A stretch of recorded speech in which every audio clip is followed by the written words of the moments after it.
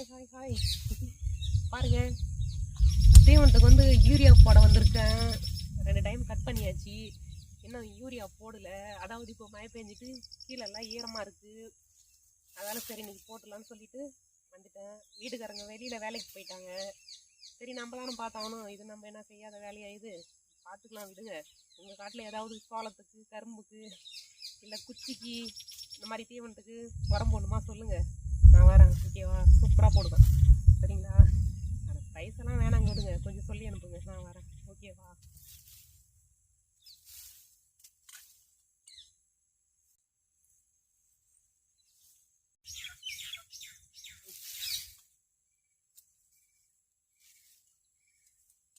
இங்கெல்லாம் இந்த இலுப்பு மரம் இருக்குது.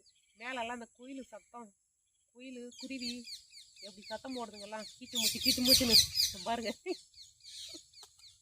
நான் சொல்கிறேன், அது கீச்சு மூச்சுன்னு சத்தம் போடுது பாருங்கெல்லாம்.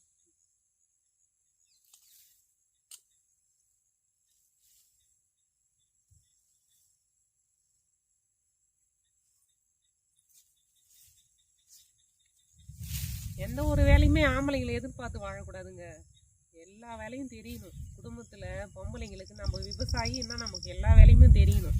எனக்கு எல்லா வேலையுமே தெரியும். வந்து மடிச்சு கைக்கிறதுலேருந்து, உரம் போடுறதுலேருந்து, கூட மாட சின்ன சின்ன வேலை அப்படி ஹெல்ப் பண்ணுவேன். நான் வந்து எங்கள் வீட்டுக்காரர் கூட அப்படி ஹெல்ப் பண்ணுவேன். நான் தப்பு இல்லை, நம்ம காட்டில் நாம் செய்கிறோம், இதில் எந்த தப்புமே இல்லை.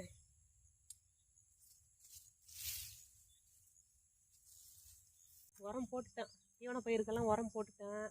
குட்டையில் தண்ணி இருக்குது, அப்படியே கை கால் கழுவிட்டு வீட்டுக்கு ஜம்முன்னு கிளம்ப வேண்டியது.